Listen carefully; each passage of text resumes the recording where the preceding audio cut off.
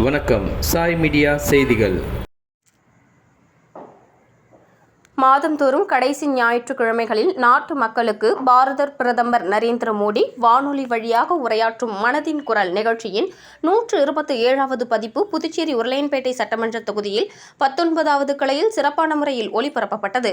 வர்த்தக பிரிவின் மாநில இணை அமைப்பாளர் மதன் ஏற்பாட்டில் 19வது கிளை தலைவர் எழான் முன்னிலையில் நிகழ்ச்சியில் சிறப்பு அழைப்பாளராக உருளையன்பேட்டை தொகுதியின் பொறுப்பாளர் மூர்த்தி, மேலும் மாநில பொதுக்குழு உறுப்பினர் வைத்தியநாதன், மாநில செயற்குழு உறுப்பினர் தேன்மொழி, மாநில சிறப்பு அழைப்பாளர்கள் கணபதி, முன்னாள் தொகுதி தலைவர் தனசேகரன், மூத்த உறுப்பினர் செங்கதிர், தொகுதி துணைத் தலைவர் விஜயபாஸ்கர், பாபு, மேலும் பாஜக நிர்வாகிகள் வெற்றிவேல், அருள் பாலாஜி, பச்சையம்மாள், மகாலட்சுமி உட்பட பலர் கலந்து கொண்டனர்.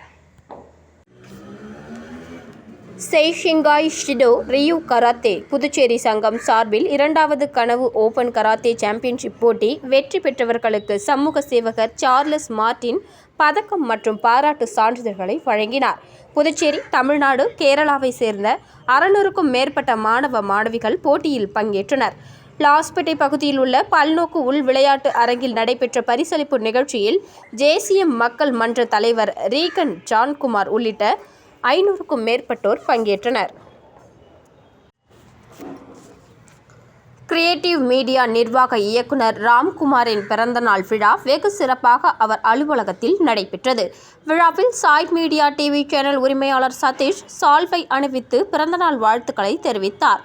உடன் கிரியேட்டிவ் மீடியா உரிமையாளர் பிரபு விழாவினை சிறப்பித்தார்.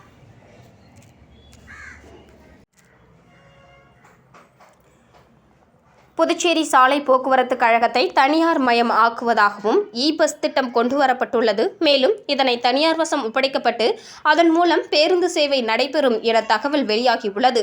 இதனை அறிந்த உருளையன்பேட்டை தொகுதி சட்டமன்ற உறுப்பினரும் புதுச்சேரி மனிதநேய மக்கள் சேவை இயக்க தலைவருமான நேரு என்கிற குப்புசாமி தலைமையில் புதுச்சேரி பொதுநல அமைப்புகளை சேர்ந்த தலைவர்கள் தலைமையிலும் துவக்க விழா நடைபெறும் இடத்தில் மேதகு துணைநிலை ஆளுநர் மற்றும் முதல்வர் அவர்களிடம் கருப்பு கொடி காட்டி போராட்டம் நடைபெற்றது.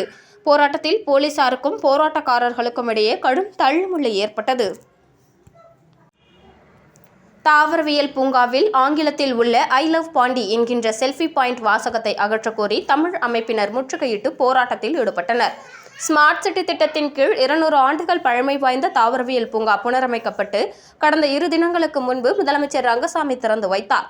பூங்காவின் நுழைவு வாயிலில் ஐ லவ் பாண்டி என்ற ஆங்கில வாசகத்துடன் செல்ஃபி அமைக்கப்பட்டது. இந்த நிலையில் ஆங்கிலத்தில் அமைக்கப்பட்டுள்ள செல்ஃபி பாயிண்டை தமிழ் வாசகத்தில் அமைக்க கோரி வேளாண் துறை அலுவலகத்தை முற்றுகையிட்டு வாக்குவாதத்தில் ஈடுபட்டனர். தொடர்ந்து செல்ஃபி பாயிண்டை மூடவும் தமிழ் அமைப்பினர் வலியுறுத்தியதால் அதனை மூடினர். மேலும் தமிழில் செல்ஃபி பாயிண்ட் அமைக்கவில்லை என்றால் அடுத்த கட்டமாக ஆங்கிலத்தில் உள்ள செல்ஃபி பாயிண்டை அகற்றும் போராட்டத்தில் ஈடுபட போவதாகவும் எச்சரிக்கை விடுத்து சென்றதால் பரபரப்பு ஏற்பட்டது.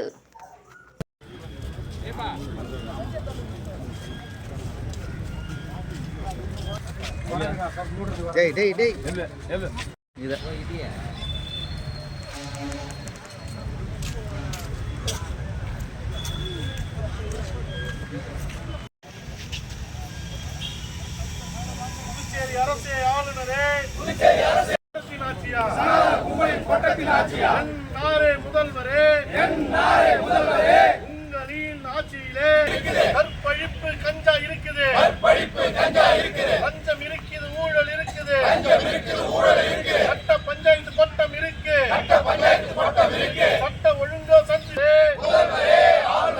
எங்கும் தமிழ் எதிலும் தமிழ், சட்டம் இருக்குது, ஆணைகள் இருந்து தானா நிலைமை இருக்குது, எல்லா ஆட்சி தமிழன் ஆட்சி என்று சொல்ல நா கூசுது, பச்சை மனிதன் காமராசருக்கு துரோகம் இழுக்கும் துரோகியே,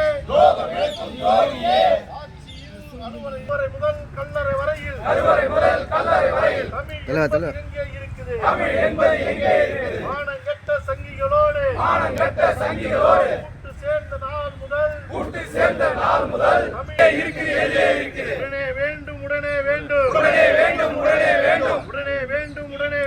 உடனே வேண்டும் போக்குவரத்து கழகத்தில் இருந்து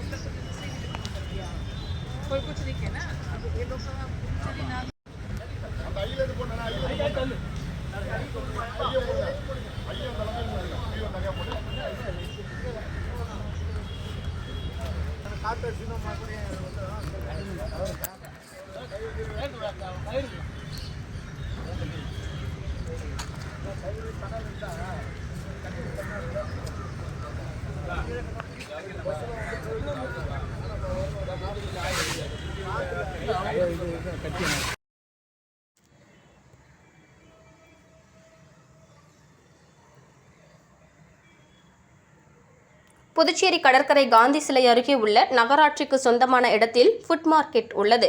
இங்கு 100க்கும் மேற்பட்ட கடைகள் உள்ளது. இங்குள்ள வியாபாரிகளுக்கு இவ்வளாகத்தில் உள்ள கட்டண கழிப்பிடம் அமைக்கப்பட்டுள்ளது.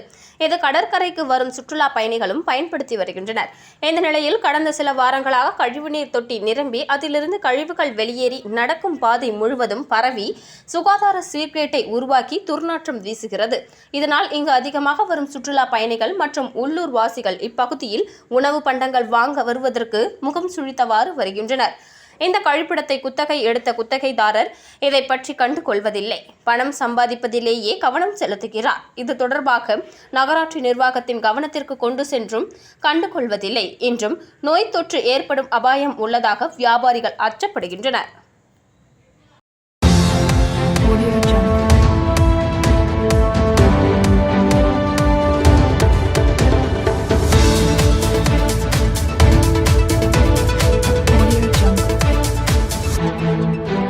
இத்துடன் செய்திகள் முடிவடைந்தன. நன்றி, வணக்கம்.